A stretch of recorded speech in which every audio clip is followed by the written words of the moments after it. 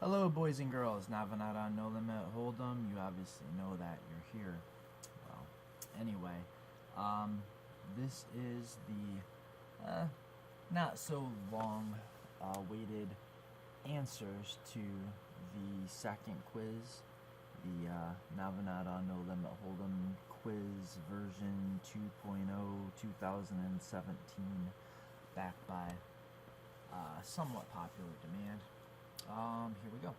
The first question was, oh, by the way, if you haven't done the quiz, probably do that before you listen to the answers. You can try it Jeopardy style if you want to. Not sure it's going to have the same effect.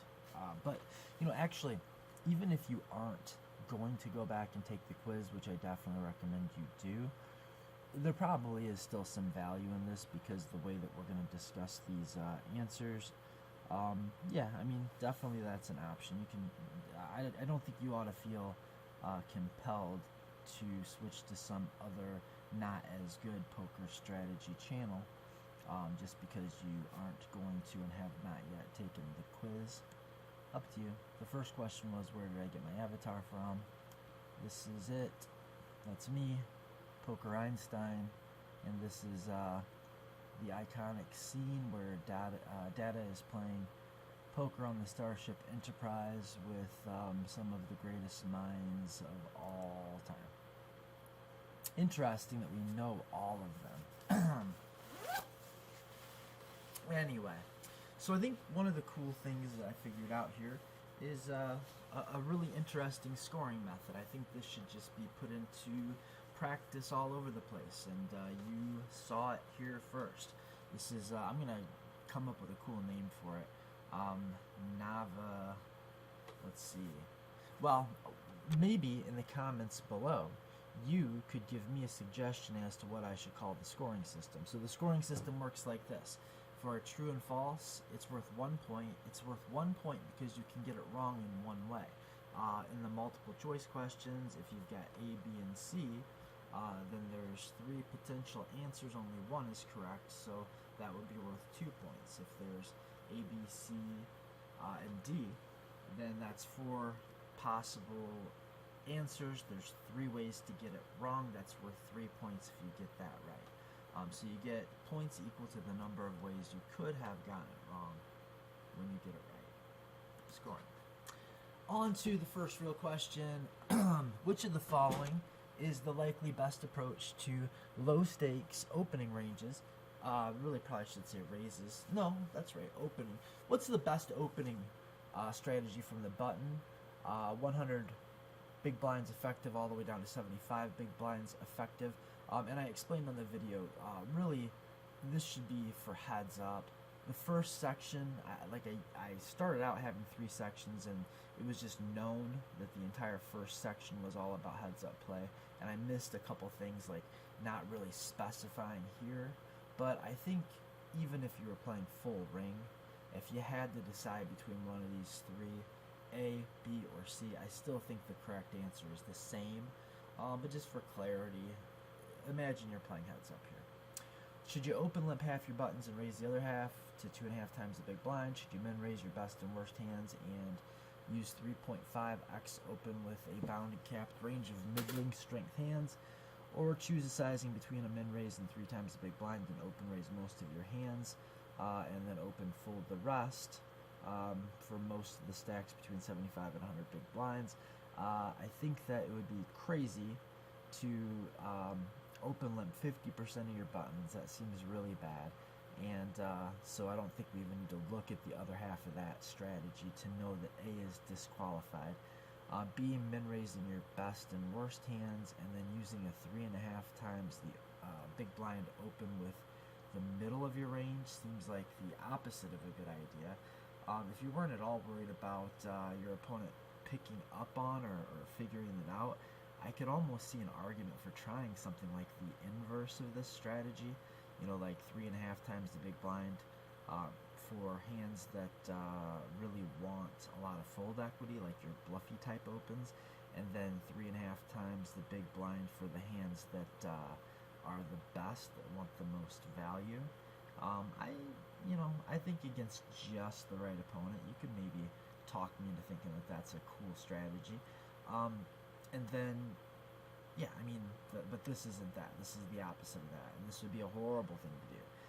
So even just by pure default, we should be able to arrive at C, choosing a size between 2 and 3 times the big blind for an open raise, and open raising most of your hands, again in a heads-up scenario.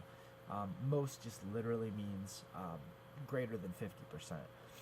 So as long as you're opening most of your hands and you're using a raise size between 2 and 3 times the size of the big blind, it's probably going to be hard to be playing real bad from the button, even if you are playing full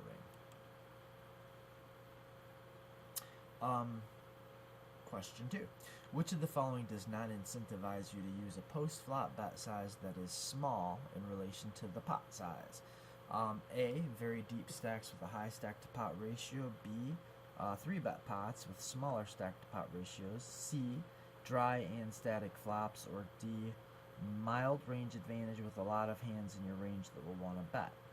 Okay, so we're talking about the one that's not going to give us incentive to use small bets in relation to the pot post flop.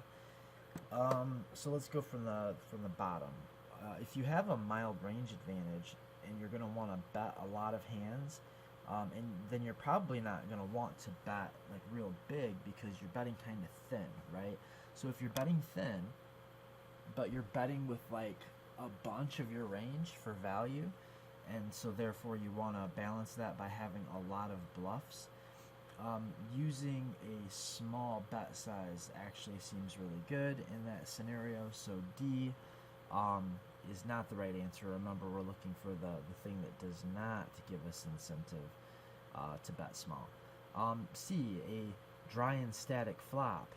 Definitely the more volatile and the more draw heavy and wet a board is, the bigger you typically want to size your bets. It's not always the case, but definitely there is incentive to go smaller when the board is drier and more static, less volatile. B, if you're in a 3-bet pot with a small stack-to-pot ratio, you definitely are incentivized to bet smaller with your value hands and with your bluffs. Just think of, well, there's a couple, I guess, examples I can give, and I think you can extrapolate out the rest. Let's say that your opponent has a bunch of flush draws in the range, and you're on the turn. If there's a very small stack-to-pot ratio, if you bet half the pot and your opponent's only getting 3 to 1, well, let's just say that he's got exactly 1/2 pot size bet behind. So your stack-to-pot ratio is 0.5. So this is, a tiny SPR that would incentivize you to bet smaller because you don't have to worry about the implied odds. Or that's kind of a bad example because you're not only incentivized, you can't do anything else, and I don't want you to be confused about the two. But let's just look at a spot, or just imagine a spot where you have a low stack-to-pot ratio, there's not much money behind. You get to the turn, you think that your opponent has a lot of flush draws and some straight draws in the range.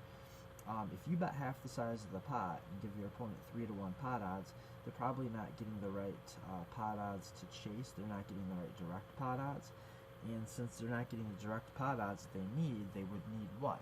They'd need implied odds. And what is required in order to have good implied odds? Well, the first thing you have to have in order to have good implied odds is money behind. So that's probably a pretty reasonable example.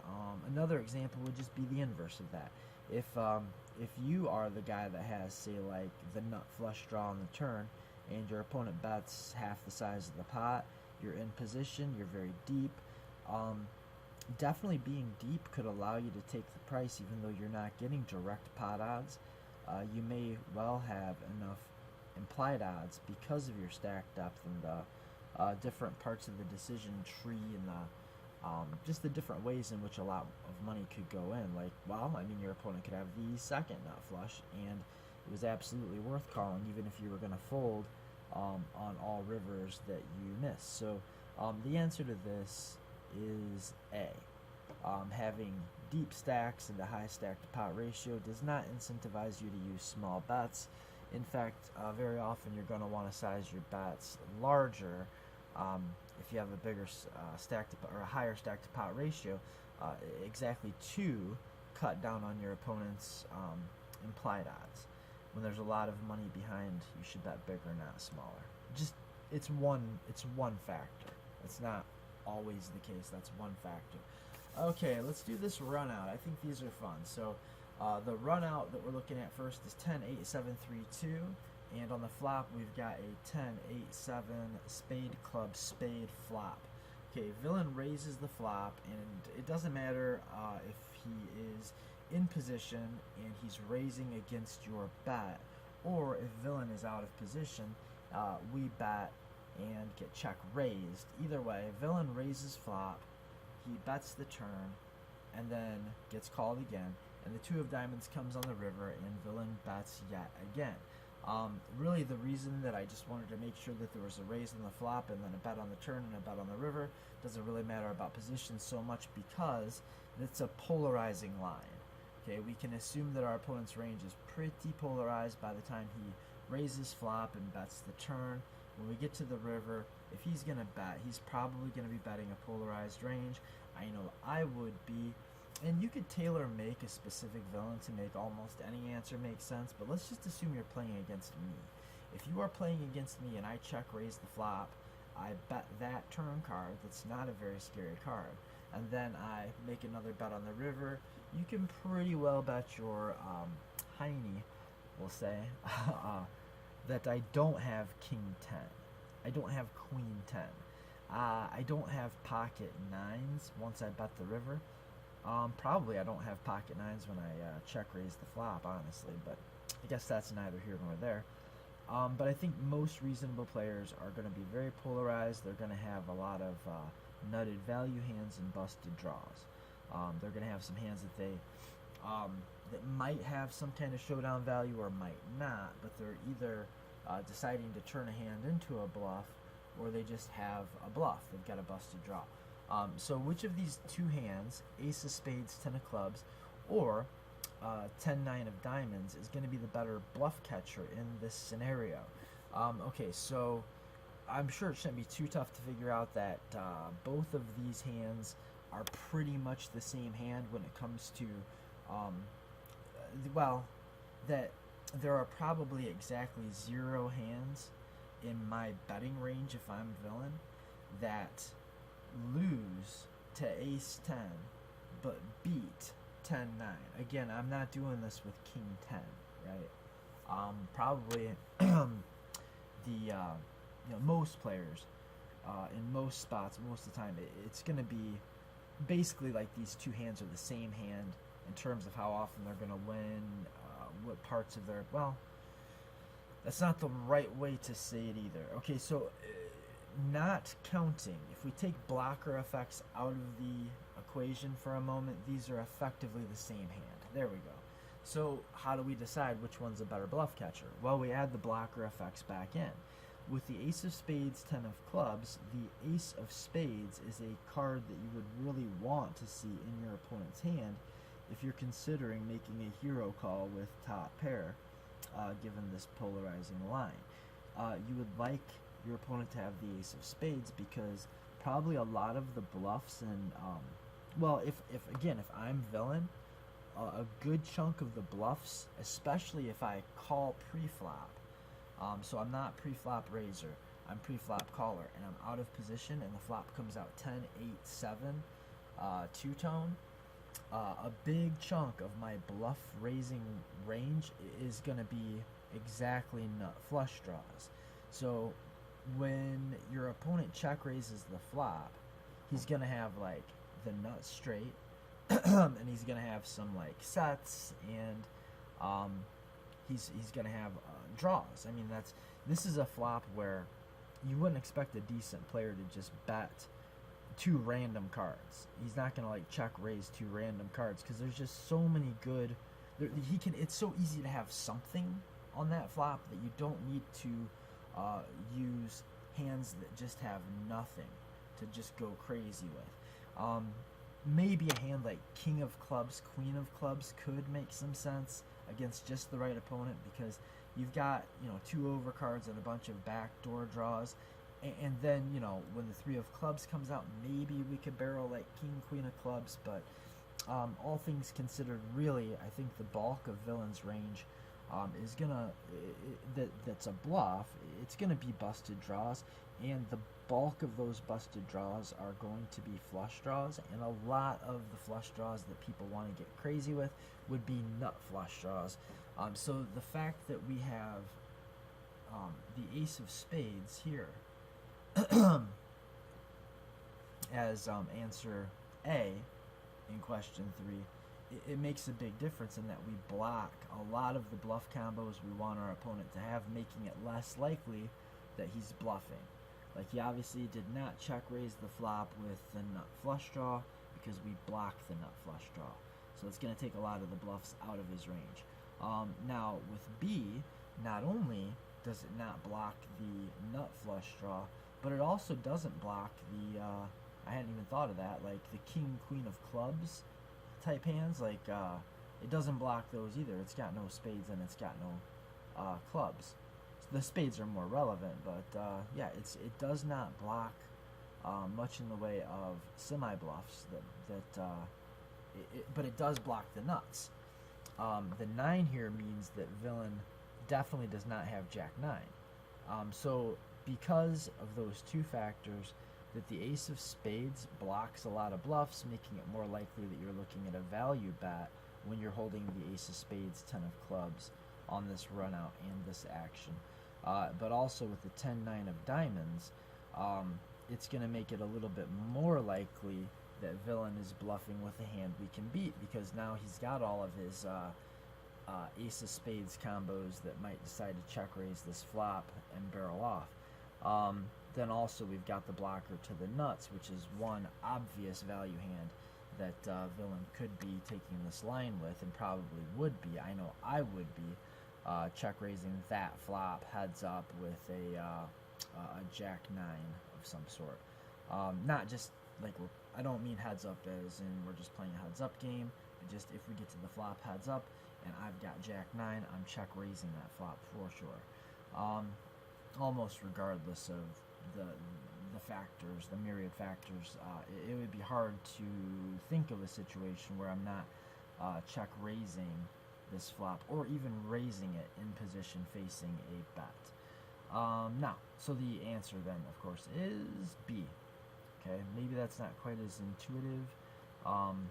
It might be counterintuitive to you, but I think that this is debatable for sure. There's some things you could look at and say, well, yeah, but wait a second. But really, I think on balance, B is the correct answer to this question. And it's my quiz, so if you're arguing A, you lose. No, actually, if you do want to argue A, leave it in the comments. That would be very interesting. Okay, so number 4, in the above run out with the above action, which is the better hand to bluff raise the river with yourself? And this means, assuming villain raises the flop, bets the turn, bets the river, and there's money behind, which one of these 2 hands would be better to use as a bluff? So if we've got like a pot-sized bet behind after all of this, and whatever the bet is on the river from the villain, we'd still have 1 pot-sized bet behind, and we want to be bluffing some of the time. Which one of these hands is going to make for the better bluff? With either of these hands, as soon as you raise, which will usually be a jam, by the time it goes check raise, or yeah, let's just say check raise, bet turn, bet river, and then re-raise, very often that's going to be a check raise, call, bet, all in. But regardless, which one of these is going to be the better hand to bluff? Given the action with the ace of spades, 9 of spades, or the jack of hearts, 6 of hearts, well, as soon as, in either case, as soon as our opponent hits the call button, we lose. So our hand doesn't matter that much, except for the blocker effects. So what are some of the blocker effects that are in play now? We could easily go back to the spades situation and the ace of spades and say that is, again, going to be a big issue here. With hand A, if we have the ace of spades and the nine of spades, not only is it less likely that our opponent has a flush draw that bricked, but now also we're blocking the 7, 8, 9, 10 and in the same hand. So it's less likely that he's got a flush draw, it's less likely that he's got a straight draw, and it's less likely that he's got a straight flush draw or a combo draw, and all of the draws bricked off. So this is probably not going to be a good hand to go crazy with. The other thing is, it's possible that your opponent could bet small enough on a run out like this with such a polarizing line. If he check raised flop, bet turn, very normal sized, gets to the river and makes like a very tiny bet, you maybe could convince me to call with ace high when all of these draws did brick off, even though we block a lot of them.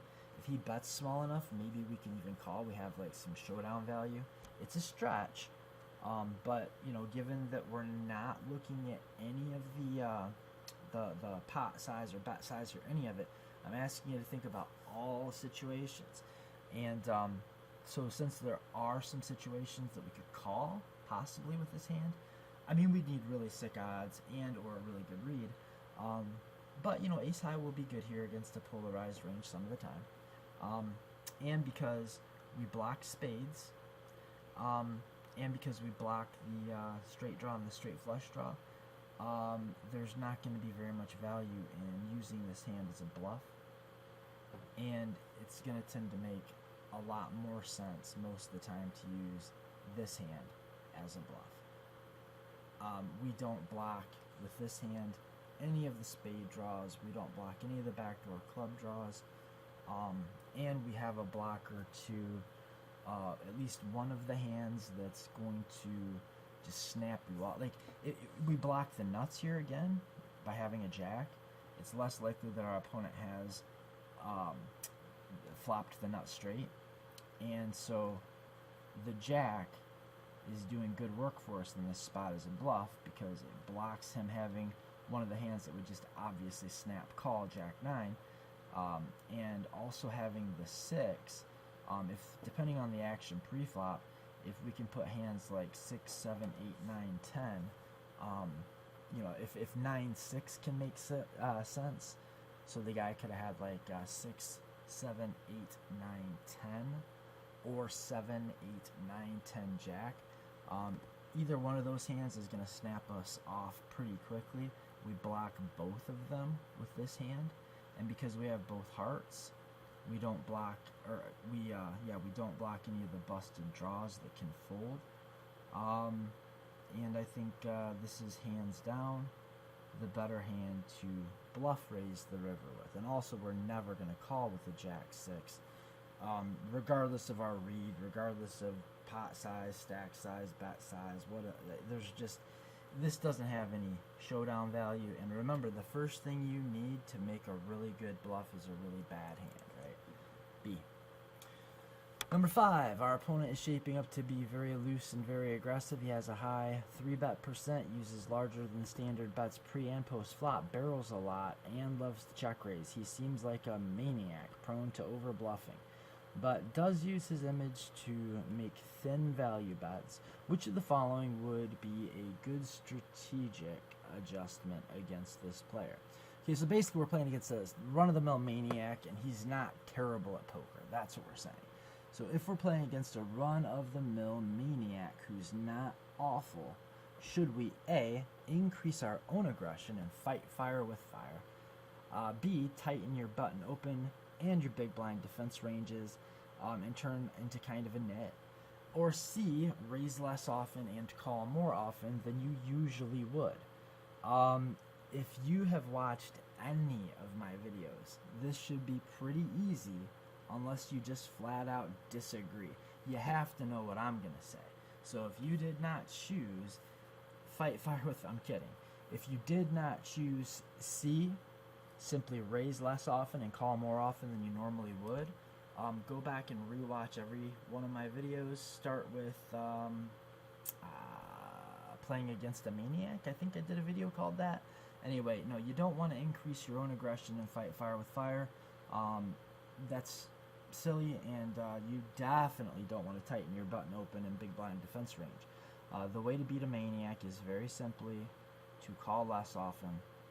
I'm sorry, to raise less often and call more often. Okay, next run out. Okay, run out in action. You know, I think we're going to do this as a teaser, and I think I'm going to wrap this video up, and then we'll release the answers in maybe 2 or 3 parts. But I'll give you the run out in action for 6 and 7 and 8 here. Ace 10 5 8 king. Okay, so the action on ace of clubs, 10 of diamonds, 5 of spades, 8 of spades, king of diamonds was check, bet, call on the flop, and the turn checked through. So in this situation, there is the pre-flop action was a button open and a big blind call. So let's say, for the sake of argument, we're playing heads up. You know, it doesn't really matter. I don't think it matters much for this scenario if we were playing 6 max or heads up, but I think in the questions part, when I was doing the questions, I think I said to assume that you're playing not heads up here. So the button open, the big blind calls, and the flop comes out ace 10 5. The big blind checks, and the button bets, and the big blind calls, right? Button opens, big blind calls, flop is ace 10 5. The action was check, bet, call. That's right. Okay, so big blind checked, button bet, big blind called on the flop, and then the turn came, the 8 of spades, big blind checks, button checks back, and the turn comes the king of diamonds. Whose range contains more air, button or big blind? I think this is a great question to start. This, well, that probably sounds a little bit back patty, like I'm patting myself on the back. I don't mean it's a great question in that it was so amazing that I derived this wonderful question. What I mean is I think it's a good question to ask yourself in game, like when you're actually playing No Limit Hold'em. Ask yourself, whose range contains more air? Very often, if one player's range contains more air, and that player's range contains more nutted value hands, you just walked smack dab into polar versus bluff catcher land. But I digress. Whose range contains more air? I would say it's pretty hard for the big blind to even have air. So if the button open raised, even in heads up, where that's going to be where ranges are the widest. So for the sake of argument, let's just say that this is a heads up game. Let's say you're the big blind and you flat call pre-flop. Well, what hands do you have in your calling range?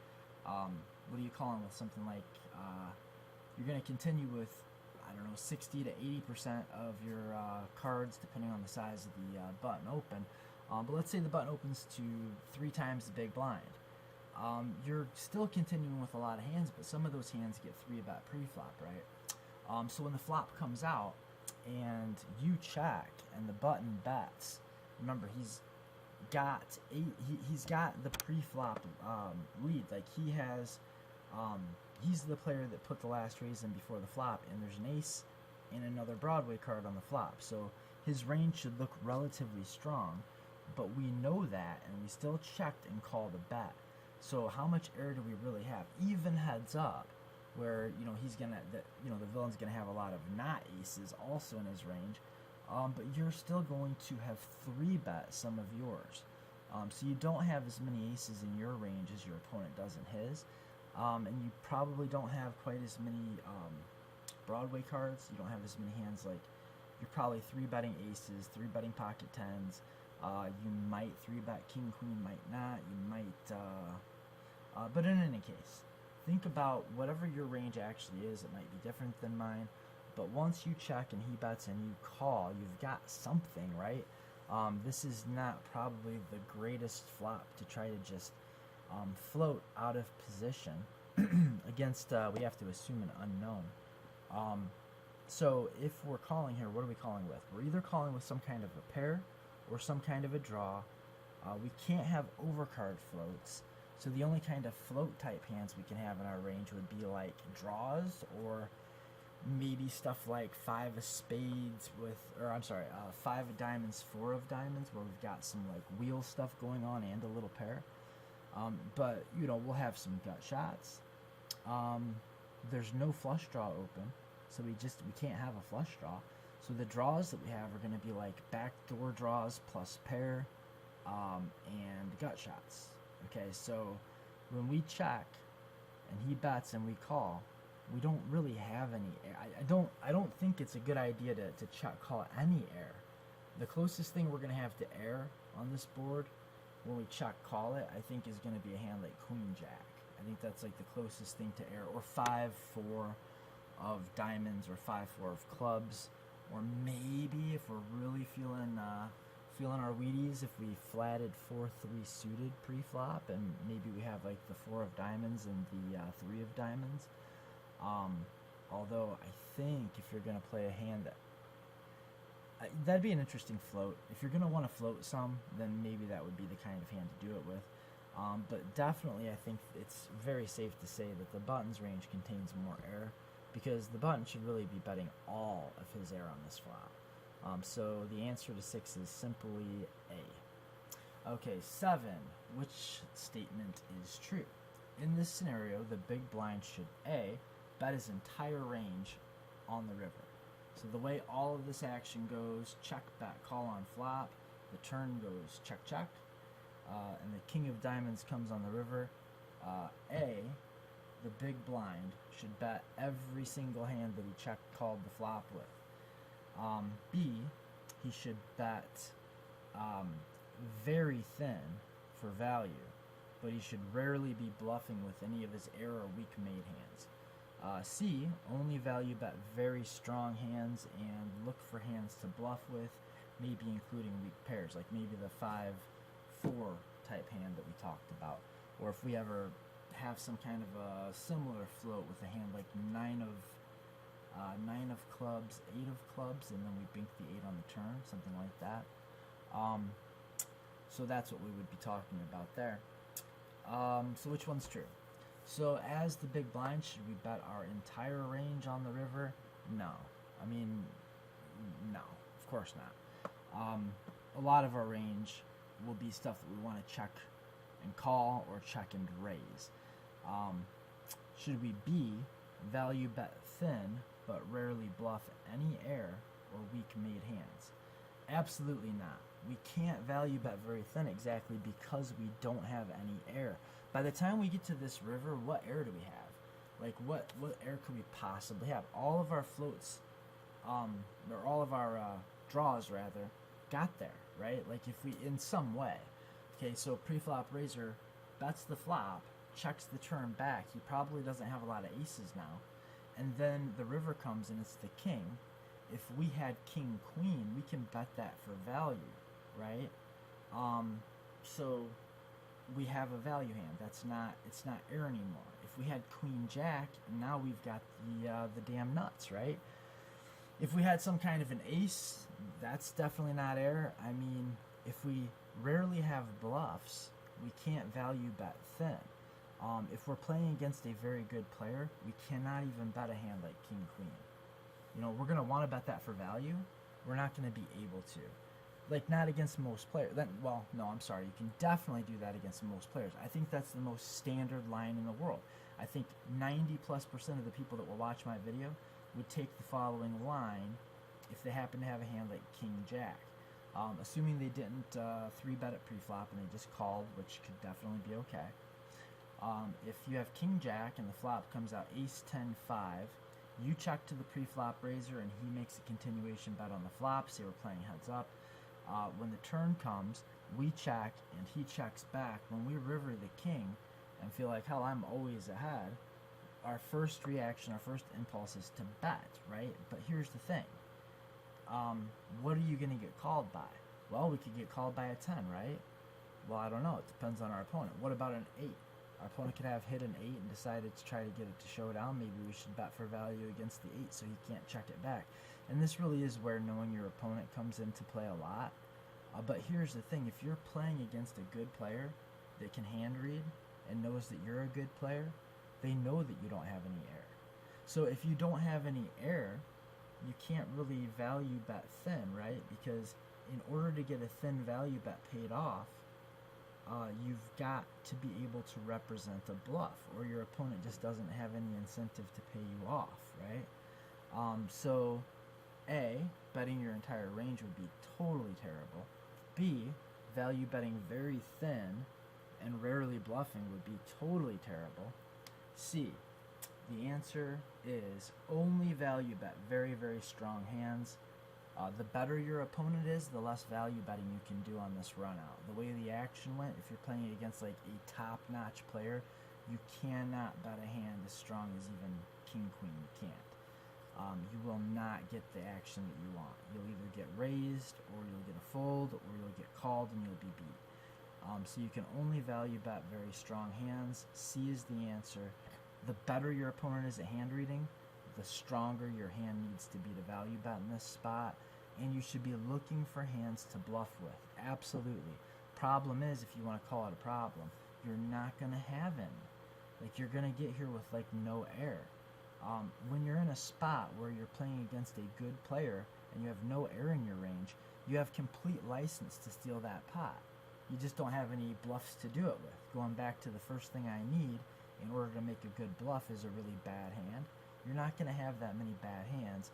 So in order to get the right bluffs, the right like value to bluff ratio on a run out in a spot like this, with the action like this, you're going to need to bluff some made hands. You're going to need to, if you did have that 5 of clubs, 4 of clubs pre-flop and made bottom pair with some wheel potential going on, and like 3 to a weak flush, then, you know, you could have called the flop and the turn would have went check, and then you get to the river and you've got a pair and you're thinking like, I just want to check this and get it to showdown. No, you've got to bet that. I think even a hand as strong as like an 8, like a pair of 8s, you might want to turn into a bluff. And if you happen to get here with any kind of air, I don't even know how you would.